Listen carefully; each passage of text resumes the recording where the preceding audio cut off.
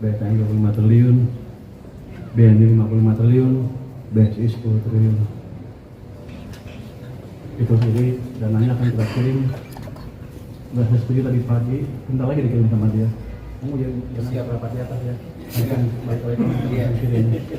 Jadi saya pastikan dana yang berseluruh masuk ke sistem perbankan hari ini, dan mungkin banknya habis itu bingung berpikir nyalurin kemana.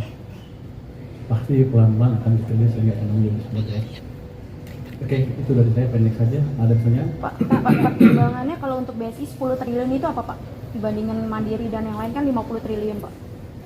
Size banknya dan kenapa BSI ikut karena dia satu-satunya bank yang punya akses ke Aceh, supaya dananya bisa juga dimanfaatkan di Aceh sana. Pak, nanti itu ditaruhnya itu duit pemerintah itu dalam bentuk deposito atau apa sih Pak? Apa Mungkin bisa namanya? dijelaskan. Deposit on call, artinya bukan time deposit tapi semacam dekat-dekat, cukup seperti giro, cukup liquid. Nggak ada. On call, tapi kita bisa hitung kan seperti apa likuiditas kita, jadi harusnya di perbankan cukup aman kalau mata uang itu. Pak, aturannya bentuknya apa ya? Kapan Pak ditaruh di perbankan? Sore ini udah masuk. Sore ini. Pak, aturannya bentuknya apa ya Pak? Nggak ada PMK? aturan khusus. Oh, PMK atau aturan? KMK dikit untuk internal aja KMK, tapi untuk banknya nggak ada aturan. Oh. Pak, ada alasan nggak Pak? Banknya tidak memakai untuk beli SBN itu perlu ada aturan juga nggak, Pak? Kita himbau seperti itu. Himbau Pak, bukan aturan. Ya kalau nggak ikut awas. Sudah ada. Keputusan itu. Jadi kan tujuannya supaya mengalir ke real sector utamanya. Pak, ada pengawasan nggak Pak realisasi kreditnya nanti dari Nggak ada. Begini, kalau dia nggak pakai dia rugi sendiri.